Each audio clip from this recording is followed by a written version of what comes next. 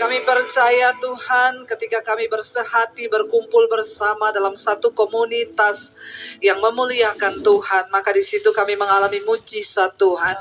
Sebab di mana 2-3 orang berkumpul dalam nama Yesus, Engkau hadir di tengah kami Tuhan. Terima kasih buat hari ini Engkau yang mengumpulkan kami di sini. Kami buka hati bagi firman Tuhan. Urapi hamba-Mu yang tidak ada apa-apanya Tuhan. Tanpa kuasa Roh Kudus-Mu, sungguh kami tidak akan mengerti. Karena itu Roh Kudus, penuhi setiap kami. Dan beri kami hikmat untuk mengerti setiap firman-Mu. Di dalam nama Yesus, yang percaya Tuhan di tengah kita, memberkati kita. Katakan bersama, amin. Tepuk tangan buat Tuhan Yesus. Saudara, silakan duduk. Shalom. Apa kabarnya saudara? Luar biasa, kita semua dalam pemeliharaan Tuhan ya. Iya, tema firman Tuhan hari ini adalah pertumbuhan iman. Saudara, setelah murid-murid kehilangan Tuhan Yesus ketika Yesus ditangkap, dibunuh, disalibkan, dan dia bangkit, mereka seperti orang-orang tadinya yang kehilangan sesuatu.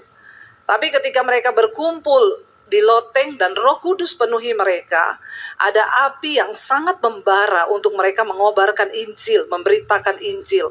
Api Roh Kudus yang membakar mereka untuk mengobarkan Injil. Dan ketika mereka mulai dengan bersemangat dengan api, mereka mulai memberitakan Injil kebenaran, mereka dianiaya oleh imam-imam kepala dan kaisar pada waktu itu.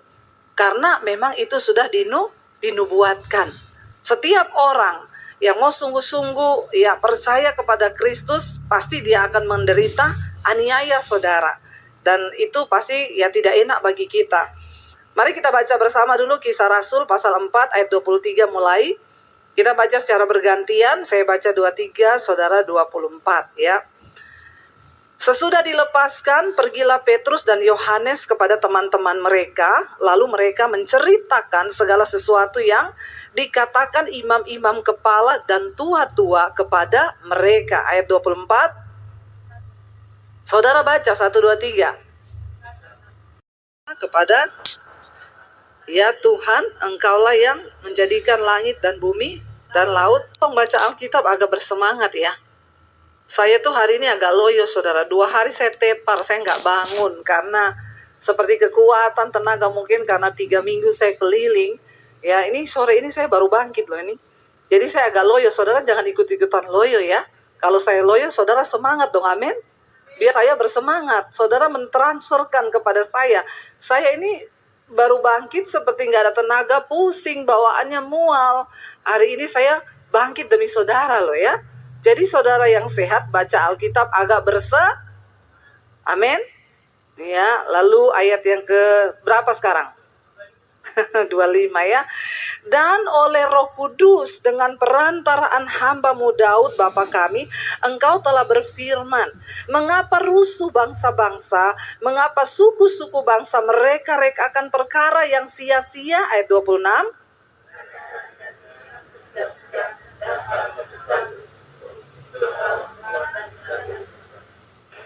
Sebab sesungguhnya telah berkumpul di dalam kota ini Herodes dan Pontius Pilatus beserta bangsa-bangsa dan suku-suku bangsa Israel melawan Yesus hamba-Mu yang kudus dan yang Engkau urapi. 28.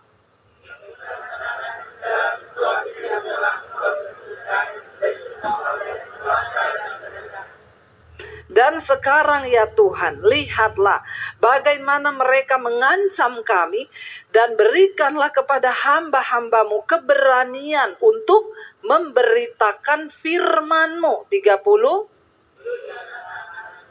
Untuk menyembuhkan orang, dan adakanlah tanda-tanda dan mujizat-mujizat oleh hamba-Mu yang kudus. Dan ketika mereka sedang berdoa, goyanglah tempat mereka berkumpul itu, dan mereka semua penuh dengan Roh Kudus. Lalu mereka memberitakan firman Allah dengan berani. Sampai di situ dulu. Saudara, ketika Yesus mati, murid-murid sudah dipenuhi Roh Kudus di loteng. Ya, pada waktu itu pencurahan Roh Kudus. Lalu mereka ini mulai memberitakan Injil kerajaan Allah. Tetapi seperti yang sudah difirmankan bahkan zaman Daud dahulu, Bangsa-bangsa akan rusuh untuk apa saudara? Untuk dikatakan memerangi, bahkan untuk membenci orang-orang yang diurapi oleh Tuhan, ya. Lalu Injil itu mulai dihambat, bahkan sampai saat ini kita lihat saudara ya, ketika kita mau memberitakan Injil memang tidak gampang, tidak mudah. Ya, ada saja tekanannya. Kenapa? Karena setan nggak mau orang diselamatkan. Tapi kita harus selalu punya api Roh Kudus untuk memberitakan Injil. Orang itu tanya sama saya, saudara, bayangkan saya ini bulan ini 3 minggu saya itu nggak pulang Jakarta loh.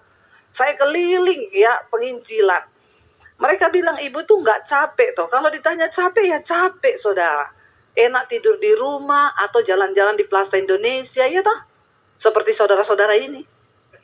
Ya enak nge-mall, ngafe, ngopi ya toh. Tapi ya itulah panggilan saya sebagai seorang penginjil. Ya saya harus pergi. Saya tepar kemarin 2 hari benar-benar tidur ya, dan besok pagi subuh saya harus berangkat ke Luwuk Banggai di kabupaten di Luwuk Banggai itu di kepulauan saudara. Ya, orang bertanya, ibu kenapa ibu bersemangat?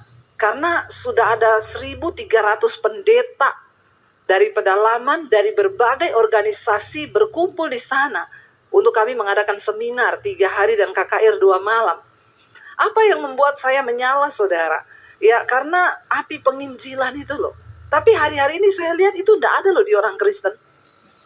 Saya bingung yang berubah ini Roh Kudusnya atau orang Kristen ya? Halo? Ya saudara, kita ini semua disuruh memenangkan jiwa loh. Itu bukan tugas saya toh atau Pak Konrad aja. Tapi setiap kita yang percaya kepada Tuhan Yesus, kita dipanggil untuk memenangkan jiwa loh. Karena waktu kita nanti menghadap Tuhan mati, Tuhan nggak tanya jumlah depositmu berapa. Tuhan nggak tanya jumlah rumahmu berapa. Dia nggak tanya mobilmu merek apa. Dia nggak tanya jabatanmu di dunia apa. Itu semua nggak masuk hitungan Tuhan. Tetapi Tuhan akan tanya, berapa banyak jiwa yang sudah kau bawa bagiku.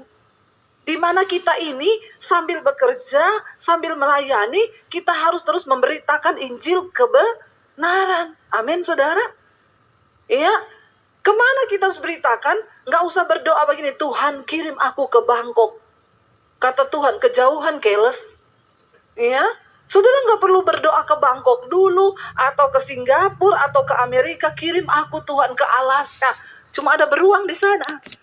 Ya, di mana saudara harus memberitakan Injil? Di komunitasmu, kepada sahabatmu, kepada orang yang ada di sekelilingmu. Karena Alkitab berkata, tuaian itu menguning, tapi penuai sedikit. Bayangkan sudah berapa puluh tahun saudara jadi Kristen. Itu yang Rasul Paulus bilang.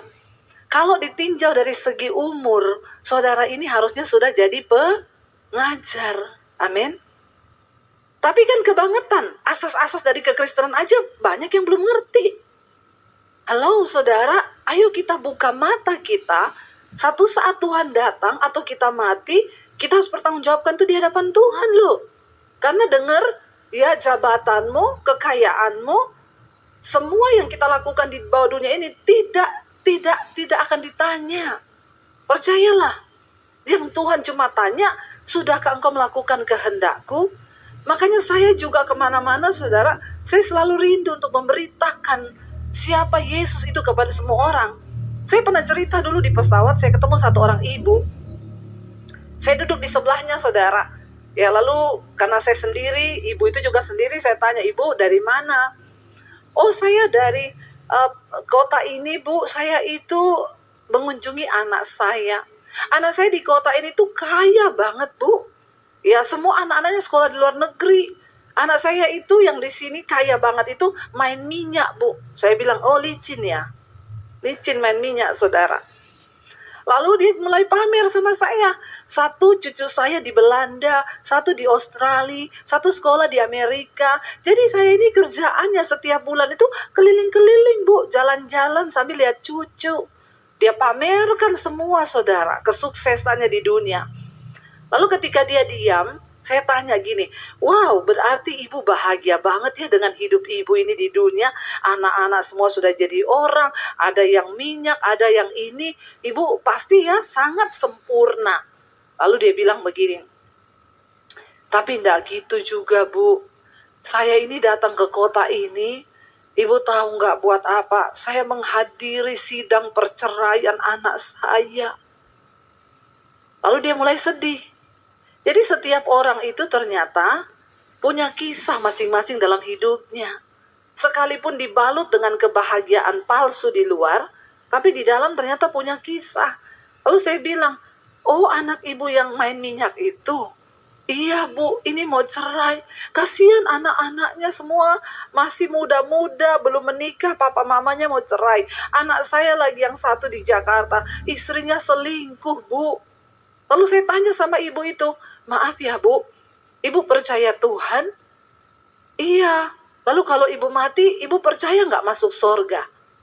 Terus dia bilang, kalau saya tuh kan percaya ya bu, nanti kalau saya mati, saya diciptakan kembali.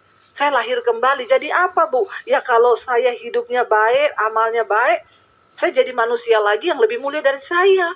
Tapi kalau saya amal ibadahnya tidak baik, nanti saya dicipta lagi jadi binatang. Oh binatangnya apa ya bu? Ya apa aja bu, bisa anjing. Ya kalau dicipta jadi anjing, puji Tuhan ya bu, apalagi anjingnya lucu. Ya pasti ditaruh di kamarnya orang kaya, dibikinin kamar. Sekarang kan banyak orang lebih sayang anjing daripada sayang orang kan. Ya buat anjing segala-galanya. Ada yang diulang tahunin, dipestain saudara ya. Saya bilang coba ibu bayangkan kalau ibu terlahir jadi kecoa. Ya, orang kalau ketemu dogi yang lucu bisa gini, halo dogi, lucu lucu lucu. Tapi kalau jadi kecoa, saudara pernah ketemu kecoa dan gini, halo kecoa, imut banget. Ada begitu? Pasti saudara kelainan jiwa. Orang itu kalau ketemu kecoa pengen apa? Ampuni mereka Tuhan. Ya, orang kalau ketemu kecoa pengen bunuh. Saya itu langsung ambil semprotan baygon. Saya semprot sampai mati. Nggak ada orang ketemu kecoa pengen nyayang. Ibu bayangkan bu, kalau ibu terlahir jadi kecoa, lalu dia berpikir, iya juga ya Bu Debbie ya, atau terlahir jadi tikus. Bu, saya mau kenalkan sama ibu jalan kebenaran. Lalu saya bersaksi sama dia bagaimana Tuhan selamatkan saya. Saya cerita bagaimana Yesus mengubah hidup saya. Ya, lalu dia dijamah Roh Kudus. Saudara, terakhir saya bilang, ibu mau nggak saya doakan bu? Saya berdoa buat dia saudara di atas pesawat. Ya, ketika saya doakan, apalagi pramugari berkata, kita sedang ada dalam cuaca buruk. Ya, kenakan sabuk pengaman. Jadi ketika amin saya berdoa, saya bilang, bu, kalau ibu mati sekarang, ibu yakin gak masuk surga?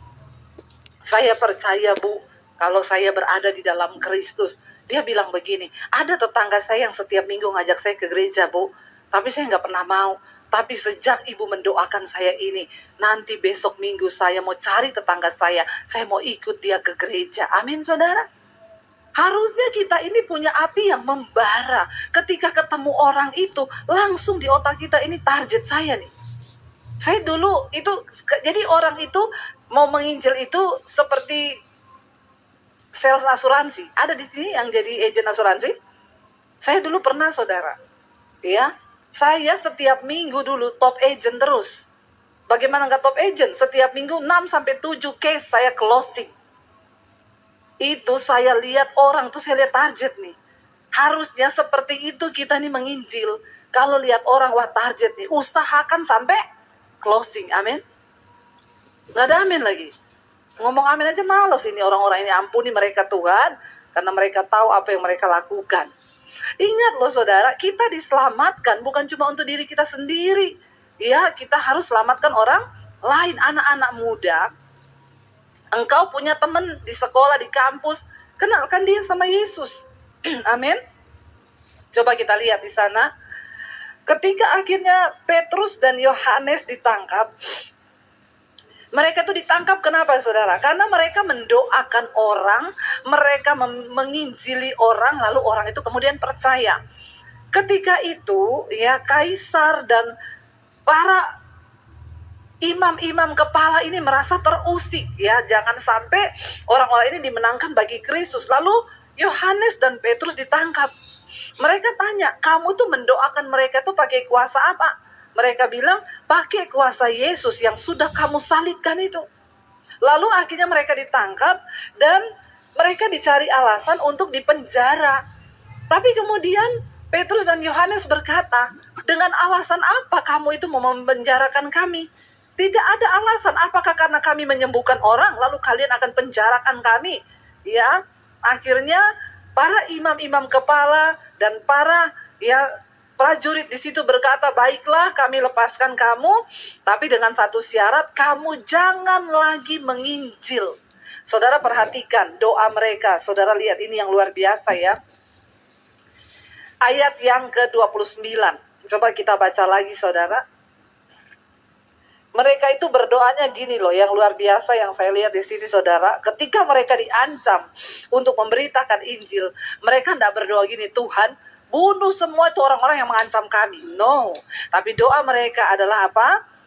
Dia bilang 29, dan sekarang ya Tuhan, lihatlah bagaimana mereka mengancam kami, dan berikanlah kepada hamba-hambamu ini apa? Keberanian untuk memberitakan firman-Mu. Mereka tidak berdoa supaya orang-orang itu mati. Jangan saudara, sebaliknya minta roh keberanian. Karena hari-hari ini untuk mengucapkan Injil dari mulut kita rasanya itu berat. Iya apa ya?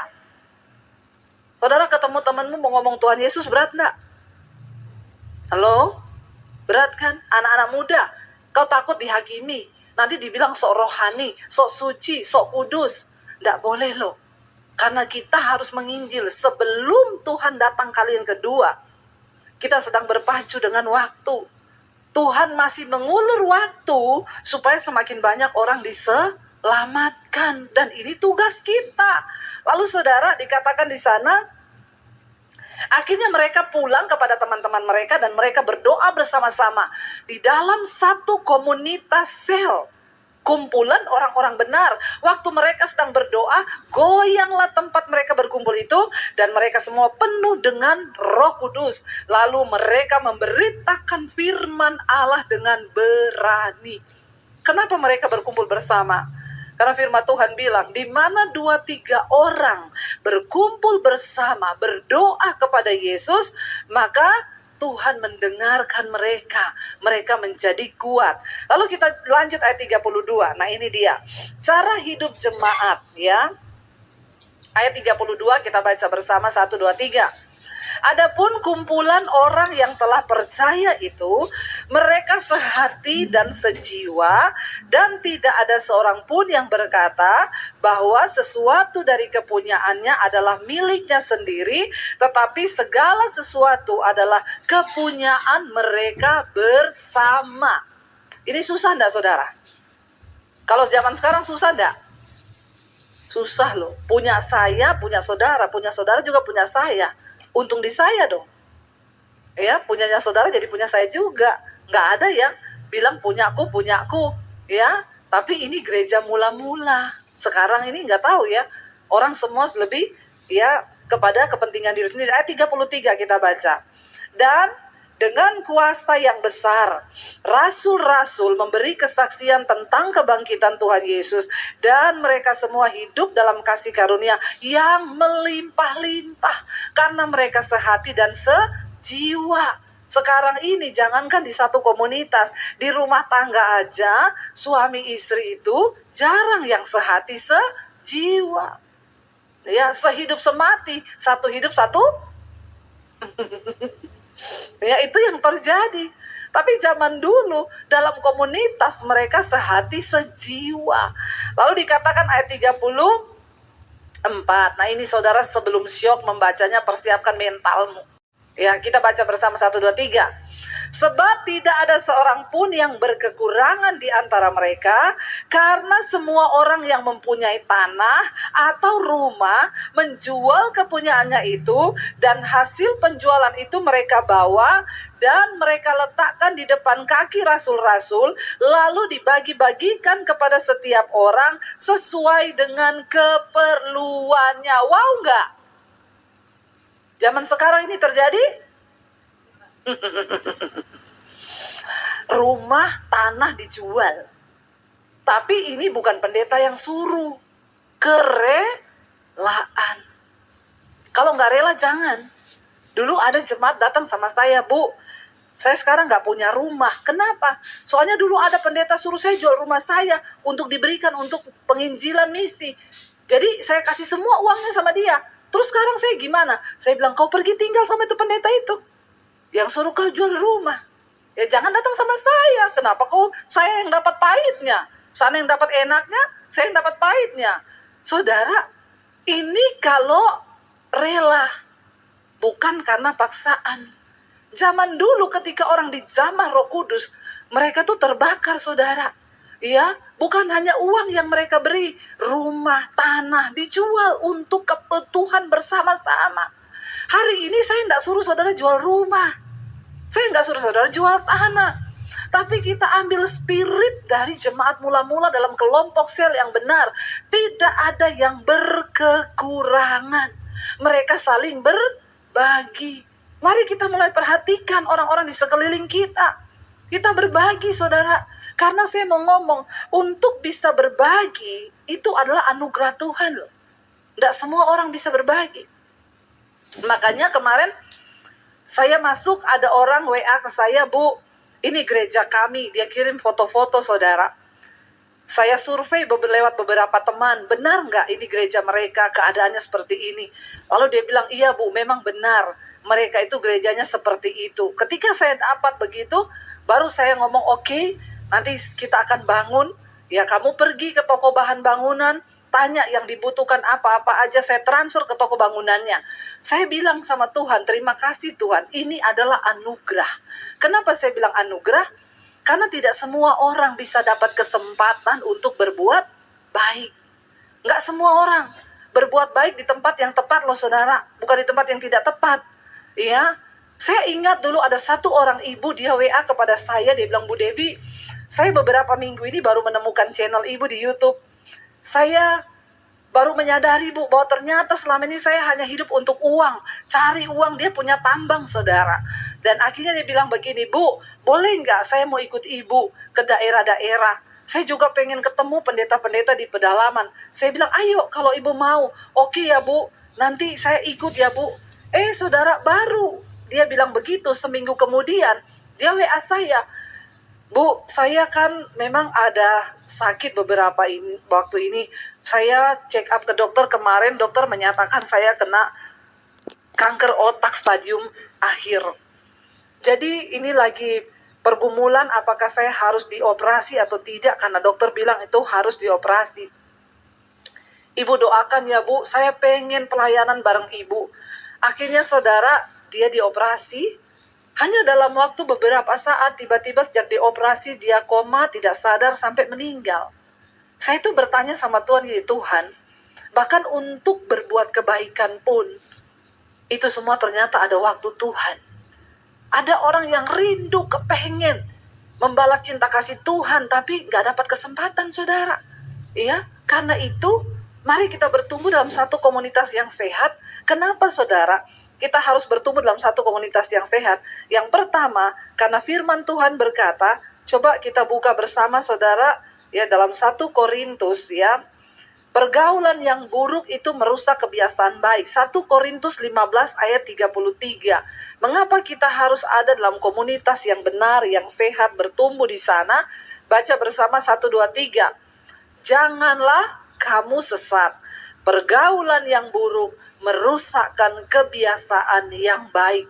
Ternyata orang yang tersesat itu bukan dia yang pergi berdoa di bawah pohon pakai asap-asap, bukan.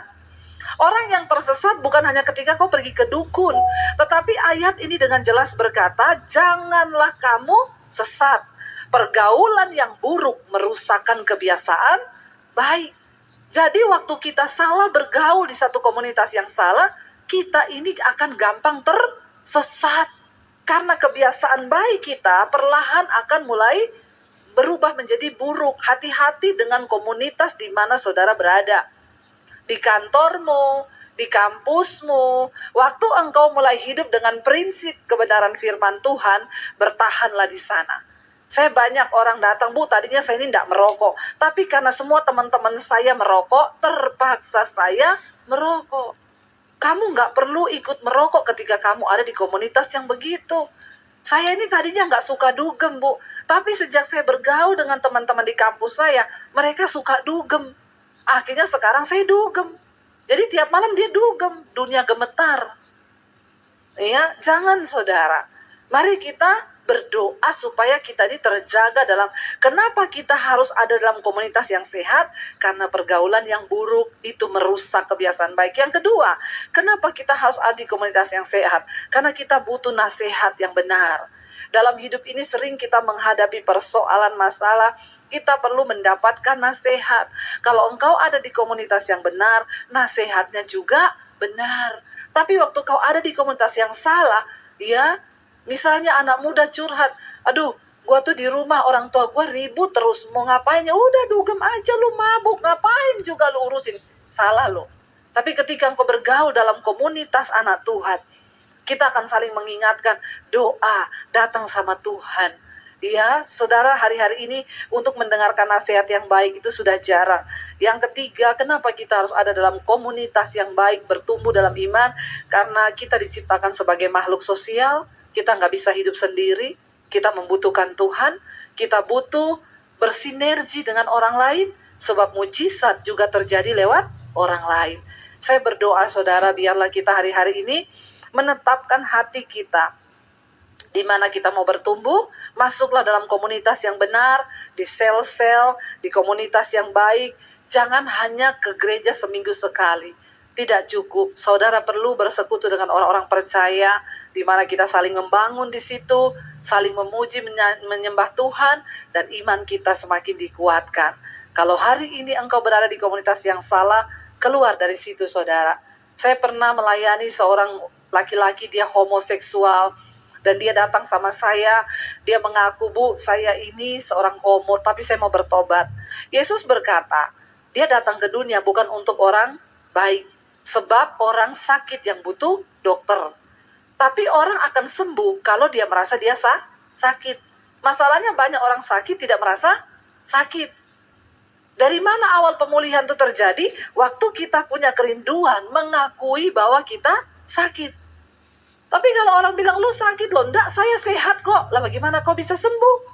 Ya, kalau kita ada dosa, sadarilah dosa itu, pengenlah untuk bertobat, pengen berobat, bukan cuma bertobat tapi berobat supaya kau sembuh. Dia menyadari dia sakit, dia bilang, saya mendengarkan khotbah ibu dan saya mau pengakuan, Bu, saya sakit, Bu, saya homo. Apa yang harus saya lakukan? Orang-orang berkata homoseksual gak bisa sembuh. Saya bilang tidak ada perkara yang mustahil bagi Tuhan. Kau bisa sembuh. Dosa apapun juga yang hari ini sedang saudara hidupi, saudara bisa dilepaskan asal kau mau bertobat. Amin. Lalu saya bilang yang pertama harus kau lakukan, keluar dari komunitas itu. Kamu punya komunitas? Punya, Bu. Kami sering party. Ya, di gym juga saya punya komunitas ya, kita ketemu. Ya, biasa yang six pack itu. Ya, makanya cewek-cewek jangan cari cowok six pack. Biasanya udah punya cowok. Ya, cari aja yang one pack, itu normal itu. Ya. Jadi saudara, dia bilang, "Iya, ada komunitas kami, Bu." Yang pertama, kamu keluar dari situ. Keluar dari grup WA-nya. Ya, kalau perlu blokir semua. Untuk hidup benar, memang ada harga yang harus dibayar. Kita harus benar-benar putus hubungan. Jangan mau, ya. Saudara nanti akan terus dibawa kalau saudara akhirnya dia lakukan itu saudara. Dia blokir semua, dia keluar dari grup-grup itu, dia mulai bertumbuh. Dan saudara tahu, dia disembuhkan Tuhan. Terakhir dia WA saya, Bu, puji Tuhan, sekarang saya sudah menikah. Yang duluan saya tanya, suamimu, istrimu cewek apa cowok? Puji Tuhan dia bilang cewek. Oh haleluya, berarti sembuh saudara ya. Tapi ya karena dia mau niat keluar. Jadi anak muda dan juga orang tua yang terikat dosa hari ini, pilihlah komunitas yang benar. Itu nomor satu. Ini kelihatannya sepele, tapi ini adalah yang firman Tuhan katakan, pergaulan yang buruk akan merusak kebiasaan baik. Kalau kau sudah baik, tapi kau terus ada dalam komunitas yang buruk, itu pasti akan menjatuhkan kau. Saya kasih satu contoh terakhir, para imam musik boleh naik. Satu kali ada hamba Tuhan, dia punya burung beo. Burung beo itu kan pintar kalau dilatih ya. Ada jemaat juga punya burung beo. Satu kali jemaat ini bertamu ke rumah pendeta. Burung beoknya teriak, "Shalom, shalom, haleluya, puji Tuhan, shalom." Jemaatnya bilang, Pak Pendeta, burungnya Pak Pendeta kok pinter ya, ngomongnya shalom. Saya juga punya burung beo. Terus, tapi kalau ketemu orang dia bilang, kurang ajar, setan. Padahal kan burung beo itu tergantung yang dia dengar tiap hari toh. Berarti kan nih, bapak ini sama suami, istri, di rumah pasti setan-setan kurang ajar terus ini. Makanya burung beonya meniru. Jadi dia bilang gini, "Pak Pendeta, boleh nggak burung beonya saya pinjem? 1 minggu aja tak bawa ke rumah. Supaya burung beo saya bisa shalom, haleluya, puji Tuhan." "Oh iya silakan." Dibawalah seminggu. Seminggu kemudian dibalikin. Begitu balik ke rumah ketemu Pak Pendeta, dia bilang, "Setan kurang ajar." Pak Pendeta bilang, "Lah kenapa burung beo saya jadi begini?" Berubah ke hal yang buruk lebih gampang daripada berubah ke hal yang baik. Jangan merasa kuat dengan hidupmu. "Oh saya kuat kok Bu, saya mau melayani mereka." Ada dulu pendeta, dia datang ke tempat pelacuran tiap malam. Alasannya untuk menginjil. Dan apa yang terjadi?